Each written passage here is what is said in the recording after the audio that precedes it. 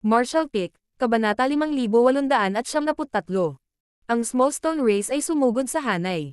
Sa larangan ng digmaan, habang ang hukbo ng Smallstone Race ay patuloy na umaatake, ang sitwasyon ay naging mas hindi favorable para sa Black Ink Clan. Marami sa mga linya ng pagtatanggol ang napunit, at sinamantala ng hukbo ng Human Race ang pagkakataong ito para salakayin ang Black Ink Clan, na pinilit silang umatras. Sa larangan ng digmaan ng mga matataas na antas na mandirigma, makakapit pa rin ang Pseudo-Royal Lords, ngunit nang ginamit ni Yang Kai ang natal divine ability ng Thunder Shadow upang biglang lumitaw sa likod ng isa sa mga Pseudo-Royal Lords at ginamit ang Space-Time River upang i-drag ang Pseudo-Royal Lord sa mahabang ilog, pagkatapos na tanggayan ang dalawa pang Pseudo-Royal Lords, nawalan sila ng gana makipaglaban. Inayos ni Mona Ye ang kanyang diskarte sa tamang panahon, at habang naglabas siya ng sunod-sunod na utos, ang iba't ibang Pseudo-Royal Lords at ang hukbo ng Black Ink Clan ay nagsimulang lumiit muli ng kanilang mga linya ng depensa, gamit ang pagkakataong ito upang labanan ang pinagsamang puwersa ng ang Smallstone Race at Human Race. Isinasantabi ang mga epekto ng pag-ataking ito, sa pinakamaliit, kapag ang espasyo na magagamit nila ay naging mas maliit, ang mga paggalaw ng hukbo ng Human Race ay magiging mas mahigpit. Ito ay dahil wala silang paraan ng epektibong pakikipag-ugnayan sa hukbo ng Smallstone Race. Bago ito, ang Human Race ay nagawang sumunod sa likod ng hukbo ng Smallstone Race at naglaro ng maruming mga pakulo, ngunit sa sandaling lumiit ang linya ng pagtatanggol, kung ang hukbo ng Human Race ay sumulong ng walang ingat, malaki ang posibilidad na maabala sila ng Smallstone Race. Ang mga disadvantage ng Smallstone Race na kumikilos ayon sa instinct ay ganap na nalantad, ngunit ito ay dapat asahan. Kung ikukumpara sa mga benepisyong hatid ng hukbo ng Smallstone Race, ang mga kawalan na ito ay matitiis lamang. Kasabay nito, ang mga pagkalugi na dinanas ng hukbo ng Smallstone Race ay nakakagulat.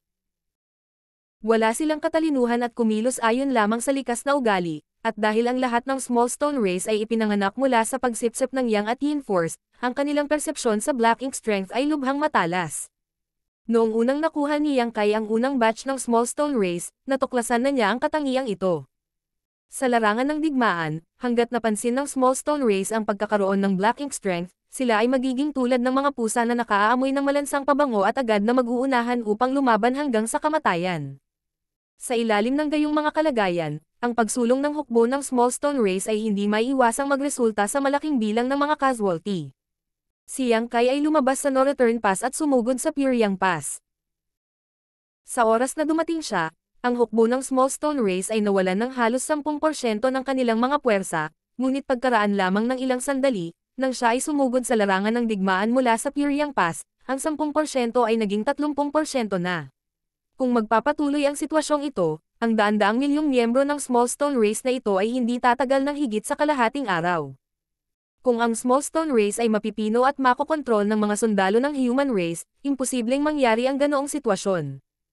Gayunpaman, sa pagkakataong ito, napakaraming Smallstone Race ang inilabas ni Yang Kai mula sa Chaotic Dead Territory, napakarami na kahit nabigyan ang bawat sundalo ng Human Race ng iilan, hindi nila magagamit ang lahat ng ito.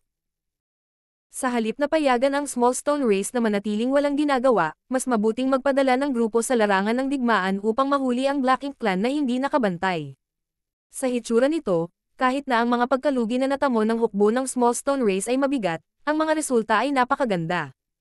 Hindi kailanman naisip ng Black Ink Clan na lalabas ang ganoong variable sa ikalawang round ng pagsalakay ng Human Race sa No-Return Pass. Nang walang anumang paghahanda, ang lahat ng kanilang mga naunang pagsasaayos at tugon ay nabigo upang makamit ang ninanais na epekto. Nang walang anumang diskarte, ang hukbo ng Smallstone Race na alam lamang kung paano sumulong at patayin ang kanilang mga kaaway ay hindi magtatagal. Natural na napansin ito ni Mi Jinglan noon pa man, kaya nang maramdaman niyang tama na ang oras, inutusan niya ang kanyang mga tropa na umatras. Ang hukbo ng Human Race ay dahan-daang umatras sa maayos na paraan, at sa buong prosesong ito, ang Black Ink Clan ay nakamasid lamang ng walang magawa habang ang kalaban ay nagmamayabang, hindi na nagawang habulin sila tulad noong nakaraan, dahil marami pa ring maliliit na sundalo ng Stone Race na kailangan pa ring patayin. Kung hindi nila papatayin silang lahat, walang paraan na makakaalis sila sa Northern Pass. Dahil dito, nang umatras ang hukbo ng Human Race sa pagkakataong ito, hindi na nila kailangan pang takpan ang kanilang pag-atres. Habang umaatres ang hukbo ng Human Race mula sa larangan ng digmaan, si Yang Kai ay nakasakay na sa No-Return Pass. Sa ilalim ng maingat na mga mata ng isang grupo ng Black Ink Clan Pseudo-Royal Lords, siya ay nagmamayabang papasok sa Territory Gate at bumalik sa Spatial Territory. Ang eksenang ito ay nakatatak sa mga mata ni Mona Ye, na naging sanhi ng paglala ng dati niyang hindi kasiya siyang mod. Dati, si Yang Kai ay nagpatawag ng 2 milyong Small Stone Race Masters, agad na pumatay ng ilang Pseudo-Royal Lords, nasugatan si Dia Luo, at pagkatapos ay nagpalaya ng 100 milyong Small Stone Race na sundalo. Sa ilalim ng ganoong mga kalagayan, walang sino man ang makakasiguro na magkakaroon siya ng mas maraming sundalong Small Stone Race sa kanyang tabi, o sa halip, tiyak na marami pa siya. Kasama ng sarili niyang lakas, sinong maglalakas loob na pigilan siya? Maging si Mona Ye ay hindi nang ahas na harapin siya ng direkta. Walang gaanong nagawa si Yang Kai sa kanyang pagbabalik sa Spatial Territory, kaya nagpapasalamat na si Mona Ye sa langit. Hanggang sa nawala na sa kanilang paningin ang hukbo ng human race at bumalik si Yang Kai sa Spatial Territory na sa wakas ay gumanti sa galit ang mga puwersa ng Black Ink Clan, ganap na nilipol ang hukbo ng Small Stone Race na sinubukang lusutan ang pagkubkob. Siyempre, nagbayad din sila ng isang presyo. Sa puntong ito, natapos na ang ikalawang labanan ng human race laban sa No Return Pass. Para sa Black Ink Clan, ang resulta ng labanang ito ay mas malala pa kaysa sa huli. Noong nakaraang pagkakataon, ginamit ng human race ang mga taktika ng OpenSea ng Universe World para mahuli ang Black Ink Clan na walang bantay, na nagdulot sa kanila ng matinding pagkatalo. Kahit na ang mga epekto ng pag-atake ng Universe World ay nabawasan, ang hukbo ng Small Stone Race ni Yang Kai ay naging isang malakas na puwersa, na naging dahilan upang ang Black Ink Clan ay magdusa ng mas malaking pagkatalo kaysa dati. Sa huling sandali ng huling mahusay na labanan, hinabol sila ng Black Ink Clan, halos hindi nila nagawang iligtas ang ilang mukha, ngunit sa pagkakataong ito ay hindi pa nila nagawang patayin. Ang No Return Pass ay napapalibutan ng makapal na ink force, isang kulay abo na kapaligiran na puno ng bawat pulgada ng espasyo, puno ng kawalan ng pag-asa at pagkabalisa. Ang higit na nagparamdam sa Black Ink Clan na desperado at nababalisa ay ang human race ay maglulunsad ng ikatlo at ikaapat na dakilang digmaan. Mula sa mga resulta ng nakaraang 2 dakilang digmaan, maaga o huli, mawawala ng kontrol ang Black Ink Clan sa Northern Pass. Sa oras na iyon, magiging malungkot ang kapalaran ng buong Black Ink Clan sa Northern Pass. Libu-libong taon na ang nakalilipas, nang ang hukbo ng Black Ink Clan ay umalis sa Primordial Heaven's Source Grand Restriction at sumalakay sa Spatial Territory at sa 3,000 mundo, lahat sila ay nasa mataas na espiritu. Nadama nilang lahat na ang 3,000 mundo ay nasa kamay na ng Black Ink Clan, at ang dakilang gawain ng pag-iisa sa langit ay malapit nang matapos. Gayunpaman, libu-libong taon ang lumipas, ang Black Ink Clan ay nakulong sa No Return Pass, at ang momentum ng human race ay tumaas. Pagkatapos ng mahusay na labanan, maraming Pseudo-Royal Lords ang naghanap kay Mona Ye at sinabi sa kanya ang kanilang mga iniisip, tinanong siya kung ano ang dapat nilang gawin sa hinaharap. Sinubukan din ng ilan sa mga Pseudo-Royal Lords na hikayatin sina Mona Ye at Mo Yun na pangunahan ang umiiral na Black Ink Clan sa kailaliman ng Void. Kung tutusin, hindi magandang ideya na basta-basta na lang pumalo. Kung sila ay outrest mula sa No Return Pass at makatakas sa Void, maaari silang magkaroon ng pagkakataon na mabuhay.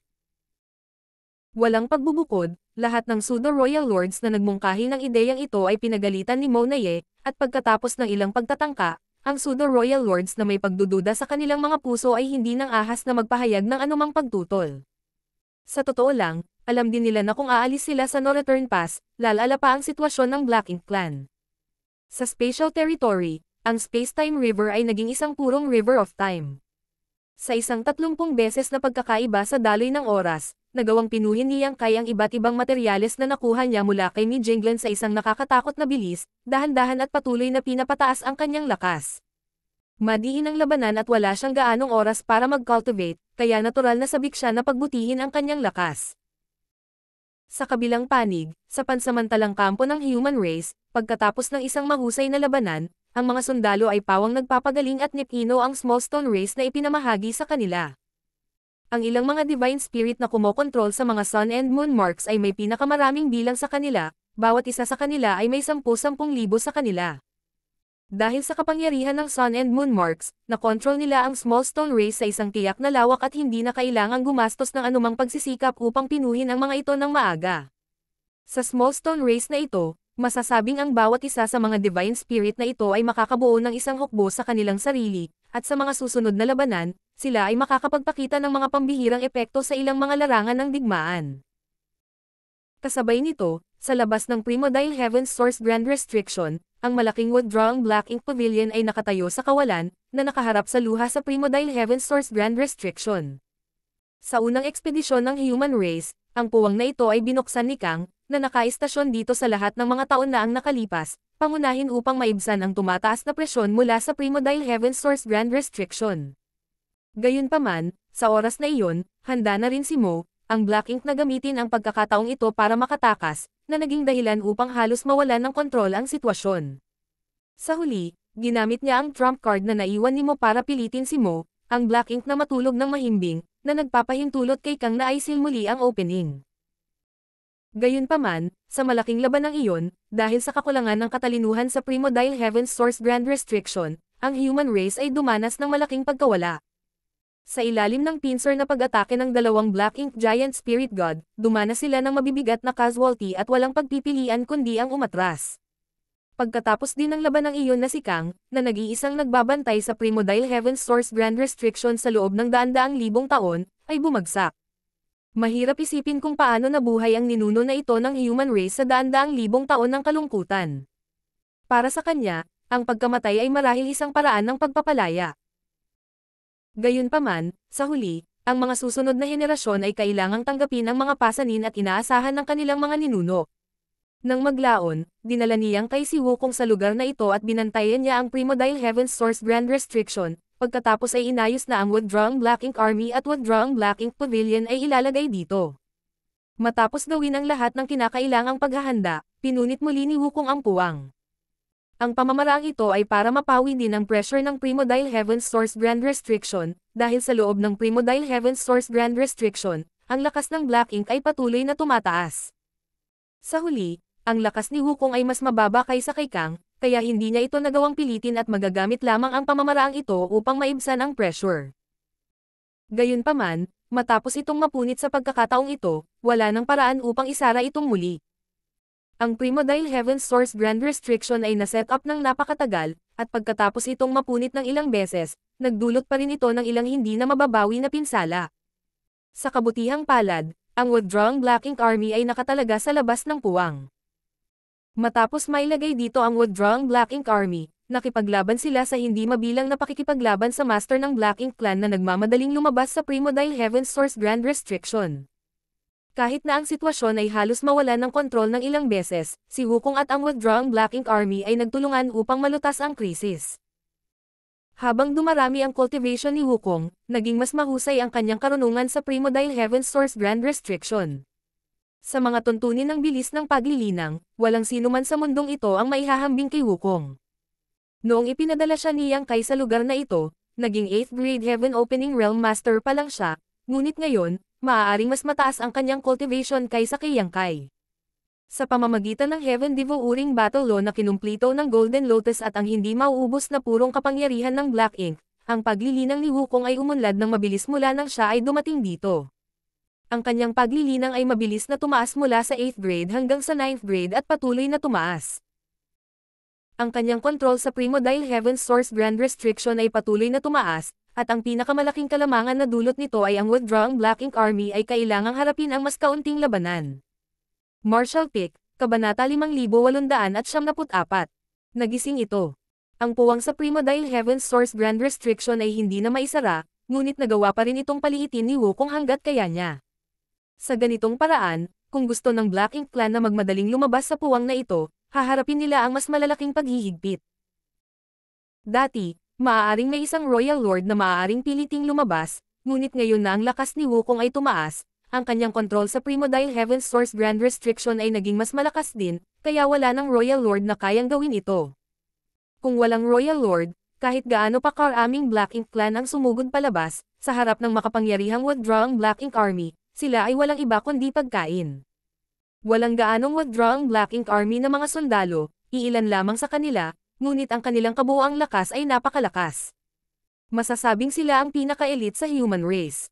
Noong pinili ni Yang Kai at Mi Jinglan ang mga sundalo para sa withdrawing Black Ink Army, ang minimum na kinakailangan ay ang 6th grade Heaven Opening Realm. Sa madaling salita, kung ang cultivation ng isang tao ay wala sa 6th grade, hindi sila magiging qualified na sumali sa withdrawing Black Ink Army. Bukod dito, ang 6th grade cultivation na ito ay hindi ang limitasyon ng mga sundalo ng withdrawing Black Ink Army, mayroon pa silang puwang para lumago. Ngayon, pagkatapos ng napakaraming taon, karamihan sa orihinal na 6th grade Heaven Opening Realm cultivator ng withdrawing Black Ink Army ay sumulong sa 7th grade. Sa buong withdrawing Black Ink Army, iilan lamang ang nananatili sa 6th grade, at ang ilan sa mga sundalong ito ng 6th grade ay umabot na sa kanilang rurok at maaaring makalusot anumang oras. Masasabing ang kasalukuyang withdrawing Black Ink Army, maliban sa ilang 6th grade, ay karaniwang lahat ay high-grade Heaven Opening Realm.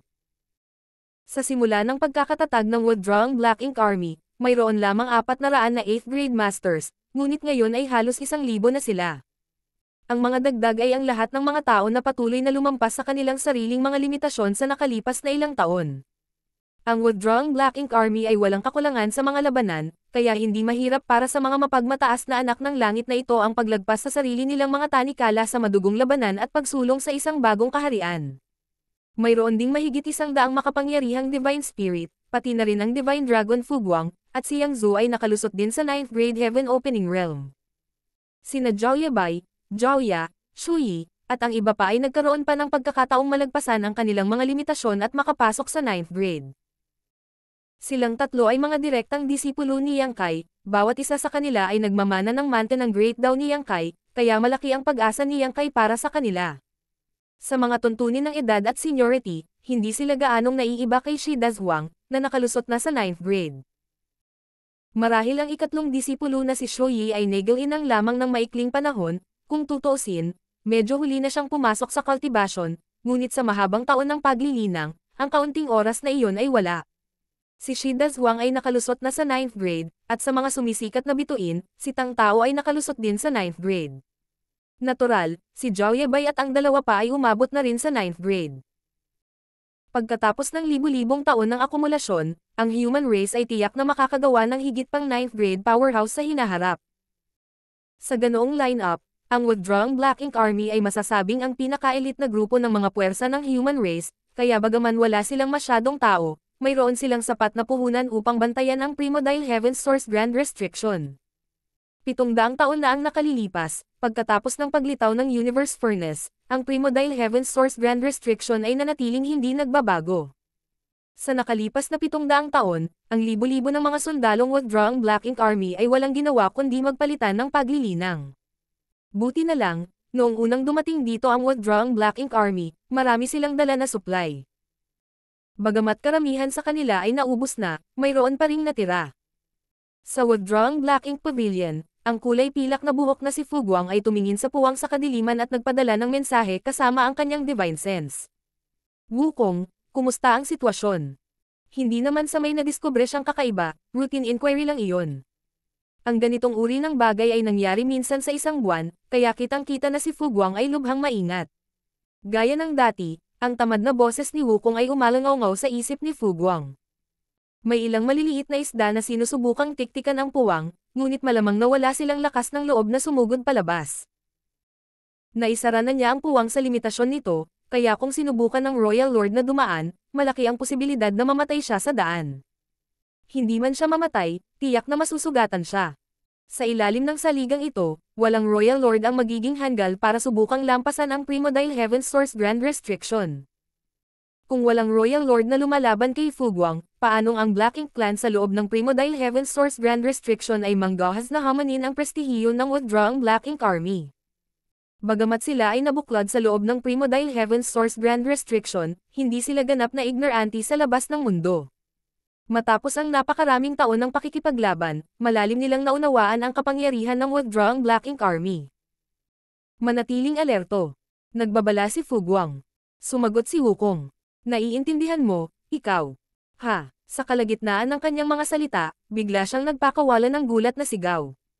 Naging seryoso ang ekspresyon ni Fugwang habang sumisigaw. Anong problema?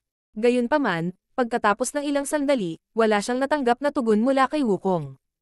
Ito ay isang bagay na hindi pa nangyari noon, at ang puso ni Fugwang ay tumalon ng biglang bumalot sa kanyang puso ang isang malaking pakiramdam ng krisis, dahilan upang mabilis siyang tumingin sa Primordial Heaven's Source Grand Restriction. Ang buong Primordial Heaven's Source Grand Restriction ay parang isang higanteng maitim na hayop na nakahiga sa kawalan, na bumabalot sa buong rehiyon, imposibleng makita ang katapusan nito. Ang kadilimang ito ay ganap na tinakpan ng Black Ink Strength. Kung hindi dahil sa Primordial Heaven's Source Grand Restriction, mahirap isipin kung gaano kalawak ang walang katapusang kadiliman na ito. Sa pangitain ni Fu Guang, walang pagbabago sa Primordial Heaven's Source Grand Restriction, ngunit ang pakiramdam ng pagkabalisa na naramdaman niya ay lumakas. Alam niya na tiyak na may nangyari, kung hindi, imposible para kay Wukong na hindi magbigay ng anumang tugon. Walang pag-aalinlangan, sumigaw siya. Maghanda para sa labanan. Sa susunod na sandali, ang buong withdrawing Black Ink Army, sila man ay naglilinang o nasa tungkulin, ay nagsimulang kumilos. Ang mga spirit array ay sunod-sunod na sinindihan, at ang lahat ng mga sundalo sa harap ng mga artifact ay nasa posisyon. Sa loob lamang ng 10 paghinga, ang libu-libong mga withdrawing Black Ink Army na sundalo ay handa ng lumaban. Isang bagyo ang umuusad. Lumingon si Yang Zhu sa gilid ni Fu Guang at same time na nagtanong. Senior, ano ang nangyari? Dahan-daang umiling si Fu Guang. Hindi ko alam. Ang ekspresyon ni Yang Zhu ay biglang naging mas solemna. Kahit si Fu Guang ay hindi alam kung ano ang nangyari, kaya malinaw na ang sitwasyon ay lampas sa kanilang kontrol. Nasaan si Senior Wukong? Tanong niya ulit. Walang tugon. Alam ni Yang Zhu na hindi maganda ang hitsura. Si Wukong ang namamahala sa pagbabantay sa Primordial Heaven's Source Grand Restriction, ngunit hindi siya tumugon. Hindi kaya nabigo ang Primordial Heaven's Source Grand Restriction. Kung gayon, ito ay isang sakuna para sa human race. Habang nakatingin siya sa Primordial Heaven's Source Grand Restriction para imbestigahan ang ilang mga clue, biglang nagmula ang boses ni Wukong mula sa kabilang panig, tila nababalisa at nabigla.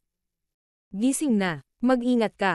Ang mga pangungusap na ito ay naging sanhi ng manhid ng anit ni Fu Guang at Yang Zhu. Alam nilang dalawa kung ano ang tinutukoy ni Wukong. Si Mo, ang Black Ink, itong sinaunang Supreme Master, ang pinagmulan ng Black Ink Clan, na sinamahan ng kadilimang isinilang mula sa Primordial Light ng mundo, ay halos walang kamatayang pag-iral. Ang withdrawing Black Ink Army ay palaging mapagbantay tungkol sa bagay na ito. Noong nakaraan, ginamit ni Kang ang trump card na naiwan ni Mo sa huling sandali upang pilitin ang Black Ink na matulog ng mahimbing, ngunit walang nakakaalam kung gaano katagal ang pamamaraang ito.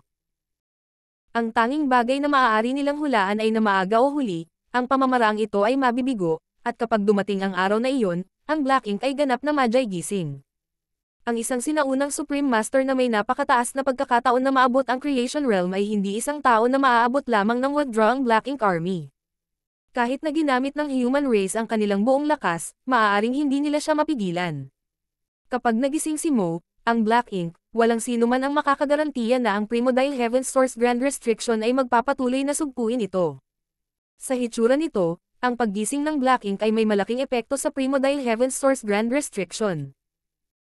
Kung hindi, si Wukong ay hindi mawawala ang pakikipag-ugnayan sa kanila sa ganoong kaikling panahon, kaya malamang na nakikipaglaban siya kay Mo, ang Black Ink para sa kontrol sa Grand Restriction. At sa sandaling naglabas si Wukong ng babala, ang walang hangganang kulay ng tinte na nanatiling natutulog sa kawalan sa loob ng 700 taon ay biglang lumawak na parang may sariling buhay. Ang eksenang ito ay parang isang itim na lobo na pinasabog. Umalis. Ang mga mata ni Fu Guang ay kumislap sa gulat habang siya ay sumisigaw. Habang sumisigaw siya, nagsanib puwersa sila ni Yang Zhu para i-activate ang core ng withdrawing Black Ink Pavilion sa pagtatangkang tumakas. Gayunpaman, ang pagpapalawak ng kulay ng tinte ay napakabilis, at bago pa makagalaw ang withdrawing Black Ink Pavilion, ang kulay ng tinte ay abot kamay na. Sa gitna ng makapangyarihang Dragon Prestige, na-activate ni Fu Guang ang natal divine ability ng Dragon Clan, na naging sanhi ng lakas ng Dao of Time na tumalon ng ligaw, na naging mga pattern ng gintong dragon na lumalangoy sa kawalan na parang gusto nilang i-freeze ang oras. Kumilos din si Yang Zhu sa parehong oras. Nilinang niya ang Dao of Time, kaya noong nakipagtulungan siya kay Fu Guang, ganap silang nag-complement sa isa't isa. Gayunpaman, ito ay walang pakinabang. Saglit lang na-block ang kulay ng tinta bago nito nilamon ang buong withdrawing Black Ink Pavilion. Naramdaman ng lahat ng nasa withdrawing Black Ink Pavilion, kasama sina Fu Guang at Yang Zhu, na nagdilim ang kanilang paningin nang mawalan sila ng direksyon. Kung titingnan mula sa labas, mabilis pa ring lumalawak ang kulay ng tinta. Ngunit hindi nagtagal, lumitaw ang mga komplikadong pattern sa mga gilid ng kulay ng tinta, na mabilis na bumubuo ng selyo. Ito ang kapangyarihan ng Primordial Heaven Source Grand Restriction, isang teknik na nakakuha ng lakas ng 10 martial ancestors. Sa pamamagitan ng pamamaraang ito ay nagawa nilang sugpuin ang black ink sa hindi mabilang na taon. Ang mga linya ay lumiit at ang kulay ng tinte ng mga alon ay lumundag, na bumubuo ng isang pagkapatas. Pagkaraan ng hindi kilalang tagal ng panahon, unti-unting naging matatag ang pagkapatas, at naging kalmado ang kulay ng tinte ng dagat. Kung ikukumpara sa dati, ang lugar na sakop ng walang hangganang kulay ng tinte ay walang alinlangan na mas malaki, ngunit sa ilalim ng selyo ng Primordial Heaven Source Grand Restriction, ang walang hangganang kulay ng tinte ay hindi lumawak. Nang maayos na ang lahat, ang boses ni Wukong ay biglang umalangaw-ngaw sa hangin. Maglakas loob kang linlangan ako. Papatayin kita maaga o huli. Sa pananaw ni Wukong, talagang nalinlang siya. Sa napakaraming taon, nakontrol niya ang Primordial Heaven Source Grand Restriction, at habang tumataas ang kanyang cultivation, ang kapangyarihan na maaari niyang kontrolin ay naging mas malaki. Bagamat hindi ito kasing lakas ni Kang, medyo maganda na ito. Patuloy niyang binabantayan ang kalagayan ni Mo, ang Black Ink. Bago ngayon, sigurado siyang tulog pa si Mo, ang Black Ink. Pero ngayon, parang naloko siya ni Mo, ang Black Ink. Sa ilang mga punto, si Mo ay sumailalim sa ilang uri ng pagbabago at nakaipon ng kaunting lakas bago biglang umatake, na nahuli si Wukong na hindi nakabantay. Sa puntong ito, makumpirma niya ang kalagayan ni Mo. Nang mapagtanto niyang naloko siya, naisip niyang nagising na si Mo, kaya binalaan niya si Fu Guang. Ngunit sa sandaling ito, mula sa lahat ng mga palatandaan, malinaw na ang Black Ink ay hindi nagising, o sa halip, ay hindi tunay na nagising. Kung sinabi na si Mo ay nakatulog ng mahimbing sa nakaraan, kung gayon sa sandaling ito, si Mo ay tila nasa kalahating gising. Ngayon lang, nang gusto niyang kunin ang kontrol ng Primordial Heaven Source Grand Restriction mula kay Wukong, ito ay isang likas na reaksyon lamang. Martial Pick, Kabanata 5875. The Great Forbidden Change. Ito ay isang kalahating gising na instinct, ngunit ito ay halos naging sanhi ng Wukong na mawalan ng kontrol sa Primordial Heaven Source Grand Restriction. Mula dito, makikita na kung magising si Mo, hindi na siya mabitag ng Primordial Heaven Source Grand Restriction. Kapag nasira ang Primordial Heaven Source Grand Restriction, ang walang hangganang kulay ng tinte ay kakalat ng walang pagpipigil. Sa oras na iyon, hindi banggitin ang 3,000 mundo, kahit na ang malawak na Black Ink battlefield ay babahain ng walang hangganang kulay ng tinta. Sa sandaling ito, kahit na ang walang hangganang kulay ng tinte na tinatakan ng Primordial Heaven Source Grand Restriction ay hindi na nagpakita ng anumang senyales ng abnormalidad, walang nakakaalam kung kailan mangyayari muli ang ganoong bagay.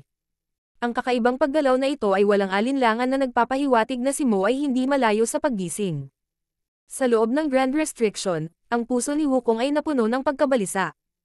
Kinailangan niyang ipaalam kay Yang Kai sa lalong madaling panahon ang tungkol sa abnormalidad dito upang harapin ito ng human race sa lalong madaling panahon, kung hindi ay huli na kapag nagising si Mo. Gayunpaman, wala siyang kapangyarihang gawin iyon. Ang Primordial Heaven Source Grand Restriction ay napakalayo sa 3,000 mundo, kaya walang epektibong paraan para makipag-usap sa isa't isa. Noong nakaraan, gumamit si Yang Kai ng ilang uri ng mahiwagang pamamaraan para pumunta rito. Ngunit pagkatapos niyang ayusin ang pag-withdraw ng Black Ink Army na pumunta rito, wala nang balita tungkol sa kanya mula noon, halos 2 hanggang 3,000 na, taon na ngayon. Mula sa sinabi sa kanya ni Yang Zhou, ang taong ito ay nalagpasan ang kanyang mga tanikala sa Universe Furnace at matagumpay na naabot ang 9th grade. Gayunpaman, ang mga pamamaraan at impormasyon ni Wukong ay walang tulong sa kasalukuyang sitwasyon. Bago siya makaisip ng isang solusyon, maraming figure ang lumitaw mula sa puwang sa Primordial Heaven Source Grand Restriction. Ang mga aura na nagmumula sa mga figure na ito ay napakalakas, lahat sila ay talagang innate territory lord. Nang makita ito, lumubog ang puso ni Wukong. Dati, nang ang withdrawing Black Ink Army ay tinatakan ng puwang, si Wukong ay nakipag-ugnayan sa mga puwersa sa labas para selyuhan ito, na naging dahilan para mahirapan ang Royal Lord na dumaan. Ang Black Ink Clan ay hindi nang ahas na gumawa ng anumang hindi pangkaraniwang paggalaw sa nakalipas na 700 taon, at ilang maliliit na isda lamang ang patuloy na nagpapatrolya sa puwang. Ngunit ngayon na ang withdrawing Black Ink Army ay nilamon na ng walang hangganang kulay ng tinta, ang banta mula sa labas ng mundo ay nawala. Kahit na mapanatili pa rin ni Wukong ang kanyang kontrol sa Primordial Heaven Source Grand Restriction, hindi niya mapigilan ang Black Ink Clan na sumugod palabas. Hindi pa banggitin, dahil sa pag-withdraw ng Black Ink Army, hindi niya ganap na nakontrol ang Primordial Heaven's Source Grand Restriction, kailangan niyang ilihis ang ilan sa kanyang atensyon upang alagaan ang withdrawing Black Ink Army. Ang paglunok ng walang hangganang kulay ng tinte sa Primordial Heaven's Source Grand Restriction ay katumbas ng pagkahulog sa pugad ng Black Ink Clan. Kahit na mayroong hindi mabilang na mga elite mula sa withdrawing Black Ink Army, mamamatay pa rin sila nang wala ang kanyang proteksyon. Sa kanyang proteksyon, maaari pa silang mabuhay ng ilang sandali. Ang tanging bagay na nagparamdam kay Wukong ay ang kanyang lakas ay tumaas ng husto sa nakalipas na ilang taon at naabot na niya ang rurok ng 9th grade, kaya ang kanyang kontrol sa puwang ay mas malakas kaysa dati. Sa sandaling ito, wala pa ring master ng Royal Lord na makakalusot, at ang pinakamalakas na tao na makakalusot sa gap ay ang innate territory lord lang. Sa paglipas ng panahon, isang malaking bilang ng Black Ink Clan ang sumugod mula sa puwang, ang kanilang mga mukha ay puno ng pananabik at kagalakan, na parabang sila ay mga bilanggo na nakakulong ng hindi mabilang na taon. Ang isang bahagi ng Black Ink Clan ay naiwan habang ang iba, sa ilalim ng pamumuno ng maraming innate territory lords, ay mabilis na nawala sa kawalan. Nang makita ito, biglang lumiwanag ang madilim na kalooban ni Wukong. Siya ay nagkakasakit ng ulo kung paano ipadala ang impormasyong ito sa human race, ngunit hindi siya nakagawa ng solusyon. Ngayon ay tila hindi na niya kailangang maghatid ng anumang impormasyon. Ang mga mula sa Black Ink Clan na umalis sa lugar na ito ay tiyak na pumunta para suportahan ang mga clansmen na lumalaban sa puwersa ng human race. Sa napakaraming bilang ng mga reinforcement na sumasali sa larangan ng digmaan, lalo na sa paglitaw ng isang malaking bilang ng mga innate territory lords, hanggat hindi masyadong mabagal ang reaksyon ng human race, dapat ay mabilis nilang matukoy ang ugat ng problema. Sa oras na iyon, tiyak na malalaman ng human race na may nangyari sa Primordial Heaven's Source Grand Restriction. Ang huling pagkakataon na ang innate territory lords ay nakatakas mula sa Primordial Heaven's Source Grand Restriction, ito ay ganito. Sa oras na iyon, ang kanyang pagkabisado sa Primordial Heaven's Source Grand Restriction ay hindi pa sapat, kaya bago dumating si Yang Kai upang ipaalam sa kanya ang bagay na ito, siya ay naging ganap na ignorante. Kaya kapag nakita niyang umalis ang Black Ink Clan, alam ni Wukong na sa loob ng mahigit 20 o 30 taon, malalaman ng human race na may nangyari sa Primordial Heaven's Source Grand Restriction. Sa oras na iyon, kahit na walang sinabi ang iba, tiyak na darating si Yang Kai upang mag-imbestiga. Hindi mapigilan ni Wukong na makaramdam ng kaunting pag-aalala. Malapit nang malaman ng human race na may nangyari sa Primordial Heaven's Source Grand Restriction, ngunit hindi ito makakatulong sa kanyang kasalukuyang sitwasyon kahit kaunti. Sa ngayon, mayroon lang siyang dalawang bagay na kailangan niyang gawin. Ang isa ay ang gawin ang kanyang makakaya upang matiyak ang kaligtasan ng withdrawing Black Ink Army, na nagpapahintulot sa kanila na kumapit hanggat maaari. Pangalawa, proteksyon sa sarili. Ang natitirang Black Ink Clan ay walang intensyon na manatiling tahimik. Pinanood ni Wukong ang Black Ink Clan na naglabas ng ilang hindi pa napipisa na Black Ink Nest, na bawat isa ay mayroong innate territory lord na nakatayo sa harap nito. Tinakpan ng mga innate territory lord na ito ang Black Ink Nest gamit ang kanilang malalaking kamay, at habang bumubuhos ang sarili nilang lakas, mabilis na lumaki ang Black Ink Nests. Hindi binibilang ang mga taon na ginugol niya sa pagbabantay sa Primordial Heaven's Source Grand Restriction, si Wukong ay hindi gaanong nakipag-ugnayan sa Black Ink Clan. Ang unang pagkakataon na nakipag-away siya sa Black Ink Clan ay pagkatapos na umatras ang human race mula sa spatial territory. Bilang miyembro ng human race, lumahok siya sa digmaan laban sa Black Ink Clan. Sa labanang iyon na umasa siya sa taksil at makapangyarihang Heaven Devouring Battle Law para gumawa ng pangalan para sa kanyang sarili, na nakakuha ng atensyon ng maraming 9th grade old ancestors. Nang maglaon, nang salakayin ng Black Ink Clan ang 3,000 mundo, ganap na binawi ng human race ang kanilang defensive line, na nakulong sa mahigit 12 Great Territory battlefields. Sumama rin si Wukong sa isa sa mga larangang ito, ngunit karamihan sa kanyang pakikipag-ugnayan sa Black Ink Clan ay dumaan sa matinding labanan. Gayunpaman, kahit na hindi siya gaanong nakipag-ugnayan dito, alam niya na kung gusto niyang mapisa ang Black Ink Nest, kakailanganin niyang kumonsumo ng maraming mapagkukunan. Gayunpaman, anong iba pang mapagkukunan ang maaaring nasa labas ng Primordial Heaven's Source Grand Restriction? Ang malawak na kawalan na ito ay hindi man lamang naglalaman ng World Force, ito ay tunay na lupain ng kamatayan. Kung gusto ng Black Ink Clan na kumuha ng mga mapagkukunan, kailangan nilang maghanap sa direksyon ng Black Ink Battlefield, na aabot ng higit sa 1 taon o 2. Ngayon, tila ang pagpapapisa ng Black Ink Clan sa Black Ink Nest ay hindi nangangailangan ng kanilang pagkonsumo ng mga mapagkukunan, ngunit posible ring gamitin ang lakas ng innate territory lords. Pagkatapos ng lahat, ang innate territory lords ay direktang ipinanganak mula sa Black Ink at naglalaman ng bakas ng source energy ng Black Ink, habang ang Black Ink nest ay nabuo din mula sa source energy ng Black Ink. Masasabing pareho sila ng source, kaya kung lalamunan ng Black Ink nest ang lakas ng innate territory lords, makakamit din ito ang parehong epekto. Sa maikling panahon, ang bawat innate territory lords na nakatayo sa harap ng Black Ink nest ay nanghihina, ang kanilang mga katawan ay nanginginig habang ang kanilang lakas ay ganap na nilalamon ng Black Ink nest. Ang lahat ng kanilang lakas ay ganap na nilamon, at maging ang mas malalakas na innate territory lords ay namatay kaagad, na agad na nakatanggap ng pangalawang innate territory lord. Hindi ito maganda. Kudlit, naisip ni Wukong sa sarili. Paanong hindi niya maintindihan ang intensyon ng mga miyembro ng Black Ink clan na ito na naiwan? Sa paglipas ng mga taon, marami siyang natutunan tungkol sa Black Ink clan mula sa maraming sundalo ng withdrawing Black Ink Army, kabilang ang kung paano gumawa ang Black Ink clan ng pseudo-royal lord. Si Wukong ay hindi natatakot sa isang innate territory lord lamang.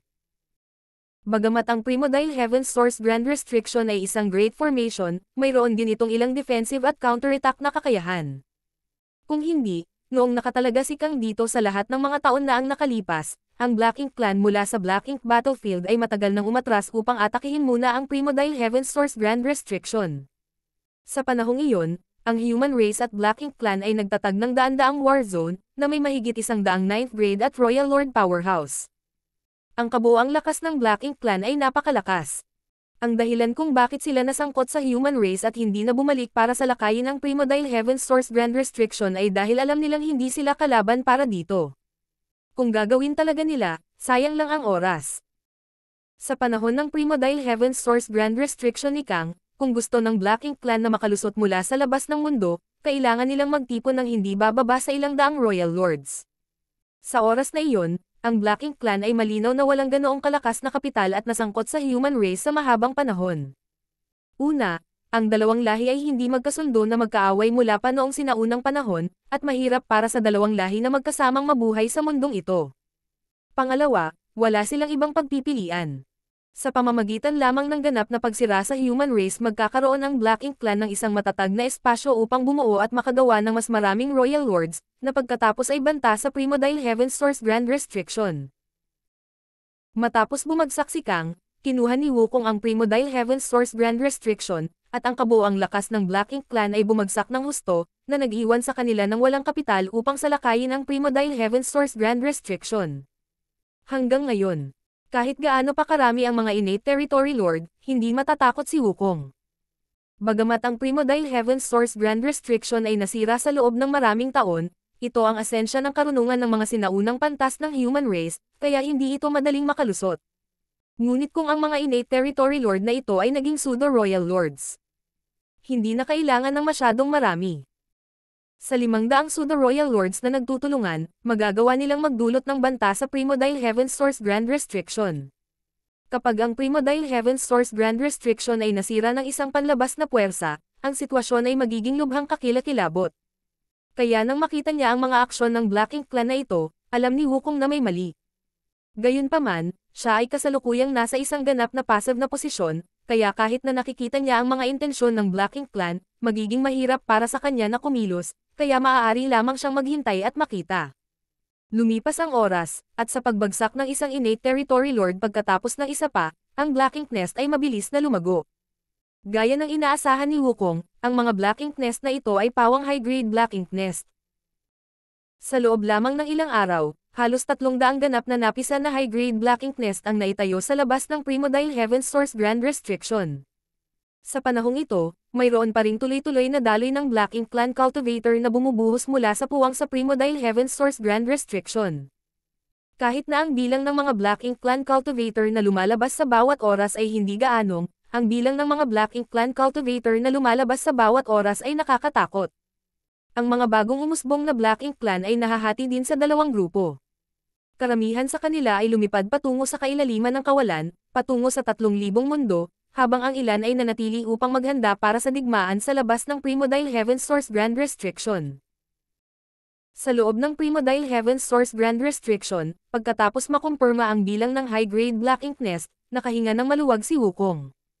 Ang bilang na ito ay nasa loob pa rin ng mga limitasyon ng kung ano ang maaari niyang dalhin, ngunit hindi pa rin niya ito maaaring maliitin. Pagkatapos ng lahat, kailangan pa niyang ilihis ang isang bahagi ng kanyang atensyon upang bantayan ang withdrawing Black Ink Army, na nagpapahirap sa kanya na harapin ang epekto sa labas ng Grand Restriction.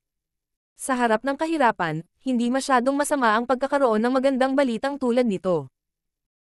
Ito ay dahil ang isang malaking bilang ng mga master ng Black Ink Clan ay nagmamadaling lumabas mula sa Primordial Heaven's Source Grand Restriction, na naging dahilan upang hindi gaanong mapanganib ang sitwasyon ng withdrawing Black Ink Army. Ngayon, hanggat siya ay mapagbantay sa mga galaw ng Royal Lords, masisiguro niya ang kaligtasan ng withdrawing Black Ink Army hanggat maaari. Sa labas ng Primordial Heaven's Source Grand Restriction, pagkatapos mabuo ang high-grade Black Ink Nest, ang maraming innate territory lords na nagmamadaling lumabas mula sa Primordial Heaven's Source Grand Restriction ay lahat ay nagsuot ng mga ekspresyon ng kamatayan habang sila ay pumasok sa Black Ink Nest ng sunod-sunod. Martial Pick, Kabanata 5876. Tapos na ang magagandang araw. Matapos ang napakaraming taon ng pakikipaglaban at pakikipaglaban, maliban sa ilang confidential na impormasyon na iilan lamang sa matataas na antas na opisyal ang nakakaalam, lubos na naiintindihan ng human race at Black Ink Clan ang isa't isa. Halimbawa, ang Black Ink Clan ay nakahiram ng lakas ng innate territory lord at isang high-grade Black Ink Nest para lumikha ng pseudo-royal lord. Hindi ito lihim sa human race, at personal na inimbestigahan ni Yang Kai ang bagay na ito. Gayunpaman, kahit si Yang Kai ay hindi naisip kung paano ginamit ng Black Ink Clan ang innate territory lords at high-grade Black Ink Nest para lumikha ng pseudo-royal lord. Ang alam lang niya ay ang pagsilang ng isang pseudo-royal lord ay sinamahan ng pagbagsak ng maraming innate territory lords at pagkawala ng isang high-grade Black Ink Nest. Hanggang ngayon, ang sikretong ito ay nalantad kay Wukong. Habang nanonood siya, naramdaman niya ang aura ng innate territory lords na pumasok sa high-grade Black Ink Nest na pabago-bago at mabilis na naglaho ng sunod-sunod. Ang high-grade Black Ink Nest na nakatayo sa kawalan ay parang gutom na walang laman na hayop na nilamon ang lahat ng innate territory lords na pumasok.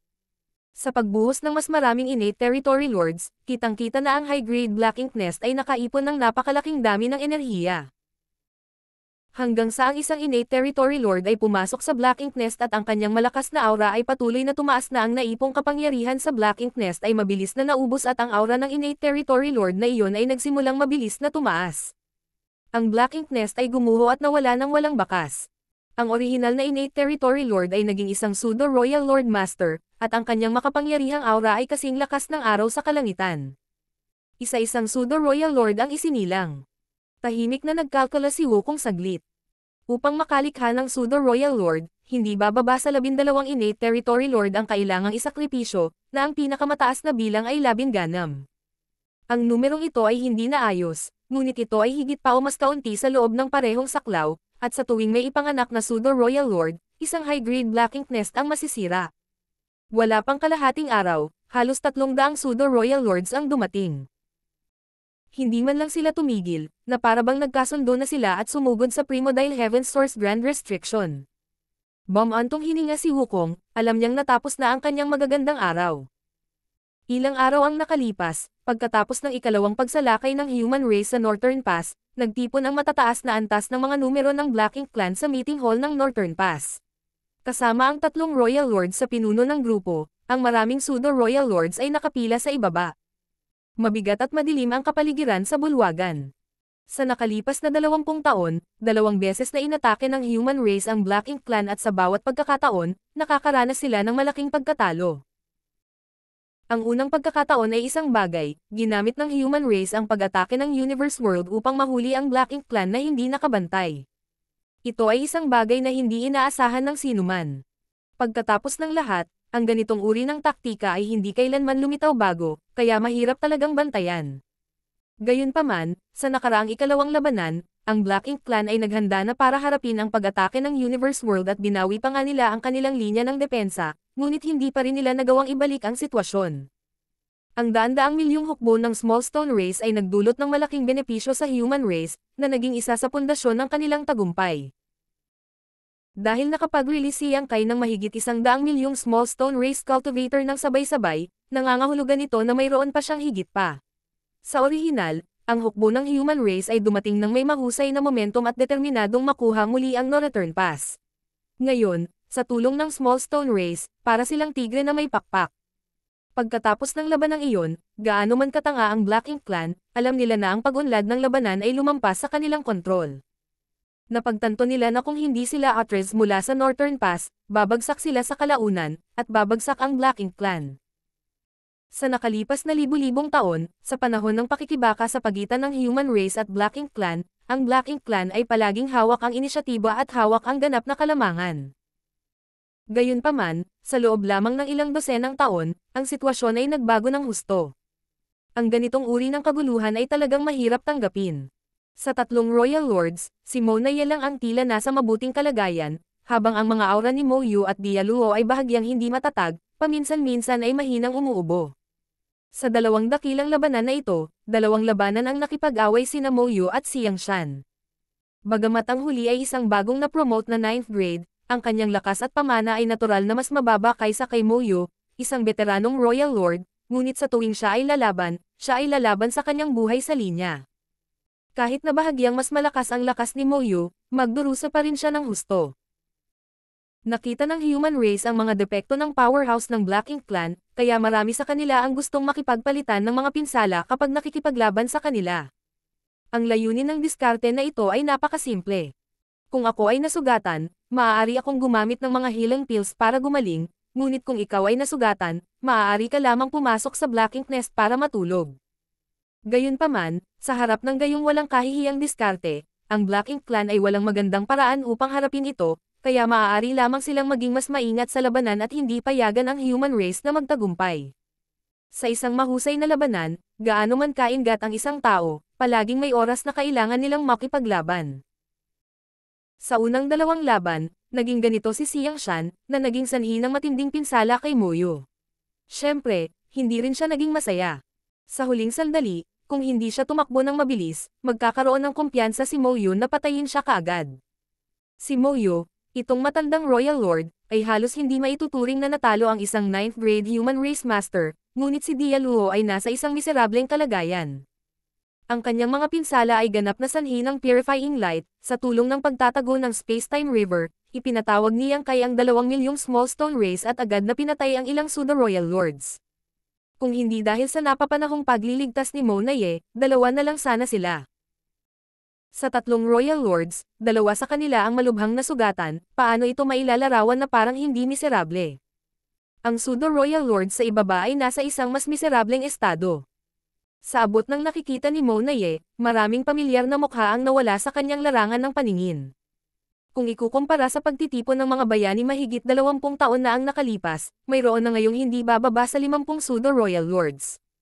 Sa 2 laban lamang, kabuuang 50 pseudo-royal lords ang namatay. Ito ay isang walang uliran na pagkawala. Kahit gaano pa karami ang pseudo-royal lords ng Black Ink Clan, hindi nila kakayanin ang ganitong uri ng pagpapahirap. Ang ganitong matinding labanan ay hindi kailangang labanan ng maraming beses.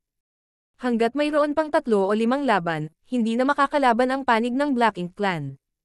Kapag ang lakas ng mga nakatataas ay bumagsak sa isang tiyak na lawak, ang sitwasyon sa larangan ng digmaan ay magiging mahirap tiisin. Sa loob ng bulwagan, mabigat ang kapaligiran, parang bundok ang pressure ng kahihiyan at digmaan sa mga balikat ng lahat ng master ng Black Ink Clan. Sir, lumingon si Mona Ye kay Mo Yu at nagtanong. Nakaupo ng tuwid si Mo Yu sa kanyang skeleton throne, medyo mapatla ang kanyang mukha. Nang marinig ito, bahagyang itinaas niya ang kanyang kamay at mahinang sinabi. Halika. Oo, magalang na sagot ni Mona Ye. Bagamat isa na siyang Royal Lord at may mga kwalifikasyon na umupo sa parehong antas ni Mo Yu, palagi niyang pinananatili ang isang tiyak na halaga ng paggalang kay Mo Yu. Pagkaraan ng napakaraming taon, binigyan siya ni Mo Yu ng sapat na tiwala. Noong isa pa siyang pseudo-royal lord, pinahintulutan siya ni Mo Yu na pangasiwaan ang mga usapin ng Black Ink Clan. Bagamat ito ay bahagyang dahil hindi mahusay si Mo Yu sa pamamahala ng mga bagay, nagpapasalamat pa rin si Mona Ye. Ang isang tunay na hari ay hindi kailangang gumawa ng mga bagay ng personal, ngunit alam kung paano gamitin ang iba. Pagkatapos tumugon kay Mo Yu, tumayo si Mona Ye at pinagmasdan ang maraming pseudo-royal lords. Nanlamig ang mga mukha ng pseudo-royal lords nang mapagtanto nila na gumawa si Mona Ye ng mahalagang desisyon na ipahayag. Ang desisyong ito ay malamang na isang bagay na pinagkasunduan ng mga royal lords, at ang kailangan lang nilang gawin ay sumunod. Oo naman, Pagkaraan ng ilang sandali, bahagyang naglabas ng boses si Mona Ye na naging sanhi ng kaguluhan sa lahat ng pseudo-royal lords. Ang susunod na mahusay na labanan ay ang mapagpasyang labanan. Pagkatapos sabihin ito, hindi na nagsalita pa si Mona Ye at hinayaan na lang ang pseudo-royal lords sa ibaba na magpatuloy sa pagtatalo, ang kanyang puso ay puno ng pait. Hindi niya inaasahan na magiging ganito ang sitwasyon. Noong una, pinlano niya na kahit na ang kasalukuyang Black Ink Clan ay hindi kaaway ng human race, gagawin pa rin nila ang kanilang makakaya upang sirain ang hukbo ng human race. Hanggat magagawa nila ito, kahit na lumampas ang human race sa no-return pass, hindi nila magagawang banta ang Primordial Heaven Source Grand Restriction. Upang mapag-isa ang langit, kahit na ang buong Black Ink Clan ay mag-alay ng kanilang mga buhay, kaya ano? Ang pagtitipon ng lahat ng kanilang puwersa upang ipagtanggol ang no-return pass ay ang pinakamahusay na paraan upang harapin ang sitwasyong ito. Sa kabilang banda, ang Black Ink Clan ay may tiyak na geographical na kalamangan sa no-return pass. Hanggat kumilos sila ng naaangkop, hindi magiging mahirap na maisakatuparan ito. Gayunpaman, ang pagunlad at intensity ng labanan ay lampas sa imahinasyon. Una, nagkaroon ng diskarte sa pag-atake ng universe world ng human race, na ginawang punching bag ang hukbo ng Black Ink Clan na nagbabantay sa pass, at pagkatapos ay ang maliit na hukbo ng Stone Race ni Yang Kai upang mabawi ang kawalan ng puwersa ng human race na mas mahina kaysa sa Black Ink Clan. Sa lahat ng hindi inaasahang panlabas na puwersang ito, ang tanging resulta na naghihintay para sa Black Ink Clan sa no-return pass ay ang patuloy na pag-ubos ng human race, kaya ang human race ay hindi magdusa ng malaking pagkawala. Hanggat ang isa pang 3 o 5 labanan tulad ng nauna ay magaganap, magiging imposible para sa kanila na kumapit. Sa halip na maputol-putol ng human race tulad nito, mas mabuting gawin ang lahat at marahil ay magkaroon pa ng pagkakataong masaktan ng husto ang hukbo ng human race. Hanggat ang hukbo ng human race ay dumanas ng higit sa kalahati ng mga pagkalugi nito, ang presyo na kailangang bayaran ng Black Ink Clan ay magiging sulit. Tapos na ba kayong makipagtalo? Pagkatapos ng mahabang katahimikan, biglang sumigaw si Mona Ye, nanlilisik ang kanyang mga mata sa maraming pseudo-royal lords sa ibaba. Kung mayroon kang anumang pagdududa, magtanong lang. Ano bang pinagtatalunan nyo? Agad na tumahimik ang maingay na bulwagan. Pagkaraan ng mahabang panahon, nagtanong ang isa sa mga pseudo-royal lords. Sir, maaari ko bang tanungin kung sasali ang 2 Supreme Clone sa susunod na labanan? Sumulyap si Mona Ye sa pseudo-royal lord at mahinang sinabi. Siyempre gagawin nila. Naging seryoso ang ekspresyon ng pseudo-royal lord nang makita niya ang determinasyon ng mga nakatataas. Sa nakaraang 2 laban, binabantayan ng 2 clones ang 2 panig ng Northern Pass.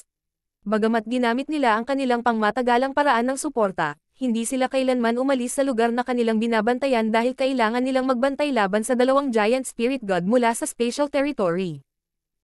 Ngunit kung ang 2 clone na ito ay sasali sa labanang ito ay magiging isang tunay na mapagpasyang labanan. Nakikinita na kapag nakita ng 2 giant spirit god sa spatial territory ang mga galaw ng Supreme Clone, agad silang gagawa ng aksyon. Kung umatake sila mula sa spatial territory, ang buong Northern Pass ay malalantad sa kanilang mga pag-atake. Sa oras na iyon, ang high-grade Black Ink Nest ay ganap na mawawasak. Kung wala ang high-grade Black Ink Nest, ang Black Ink Clan ay parang tubig na walang pinanggagalingan, isang punong walang ugat. Ito ang huling labanan.